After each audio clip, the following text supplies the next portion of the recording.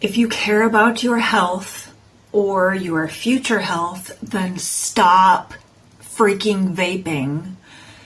Cannabis is metabolized very differently when inhaled versus vaporized versus eaten versus put on topically.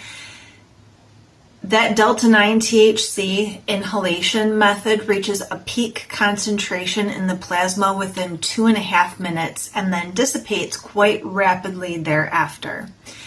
When you eat it, it takes 2.5 hours to reach a much lower peak concentration.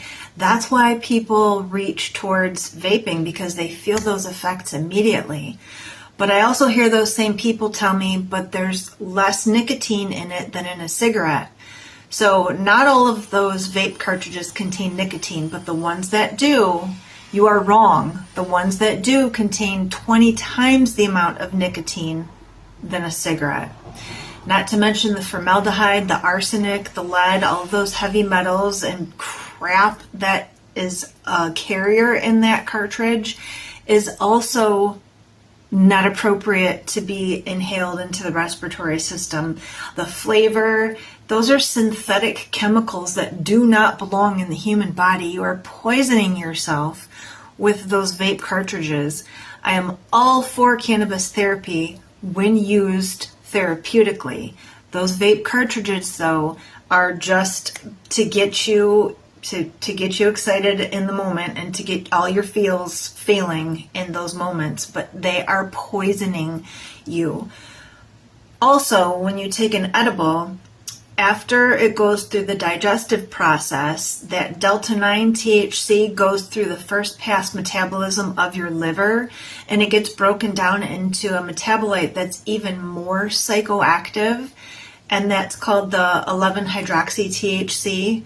This is why edibles tend to make people more high as time goes on, because you consume the edible, it goes through the digestive system, and then it needs that time to go through the first pass of the liver, which then hits the brain and makes you even more stoned. Additionally, most edibles are made with sugar, dye, high fructose corn syrup, and just a bunch of junk ingredients that are not good for you. I, however, have formulated edibles, the little gummies that are organic, non-GMO, free of dyes, artificial ingredients, no fake flavors or fillers or anything like that, no high fructose corn syrup. And they're not ideal, but I do have a lot of seniors and children and people who just need the convenience of that little gummy. And these are very effective for somebody who needs that long-term effect. They don't need an immediate release, but they want that longer-term effect. So let's get back to my topic here, the topic of vaping. We are not meant to inhale oil into our lungs, especially the synthetic oil that is on the market. What's going in is very different than dry herb that people smoke with a vaporizer or a bong or even a roll in a hemp roll. We know the long-term effects of inhaling the plant, but we don't know the long-term effects of inhaling an oil. Oil does not belong in the lungs.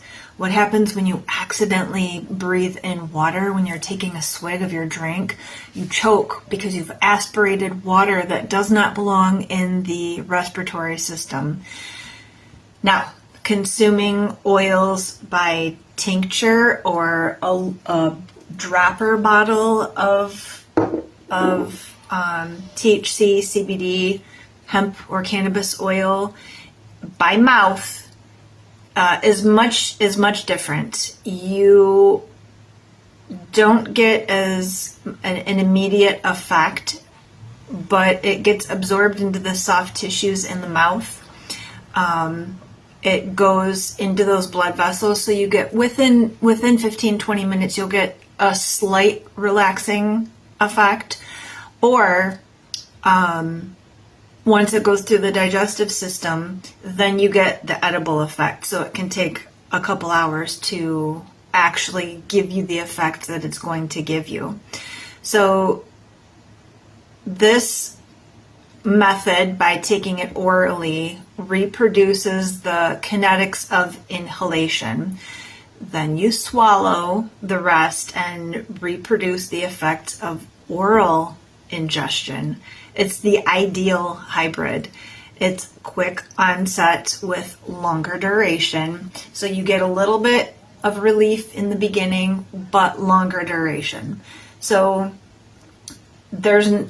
I have not read a report. I have not met a scientist or a cannabis specific physician who can tell me that smoking dry or inhaling dry herb can do damage like oil can. So I'm all for, I don't have one to show you, but smoking rolled hemp or vaporizing in a dry herb vaporizer hemp flower. I'm all for it. But when it comes to those vape cartridges, stop. You're killing yourself. You're going to be sorry in 5, 10, 15, 20 years when your acute cough or irritation has turned into a long-term disease, because that's what's going to happen. So if you need a way to chill, go with the dry herb flower or an oil tincture, something that doesn't disrupt the natural rhythm of your physiology. And let me also make note that if you are going to smoke dry herb, just my opinion, but it should be hemp, because the cannabis plant has been bred by man to have high THC content, which throws that synergistic balance of all the other cannabinoids of the cannabis plant out of whack.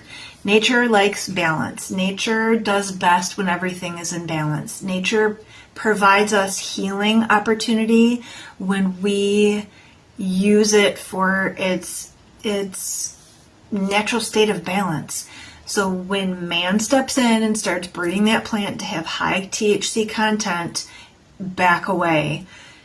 If you have cancer or epilepsy or something of that nature, then we can talk different ratios. But for the average person, if you're going to partake in smoking or inhaling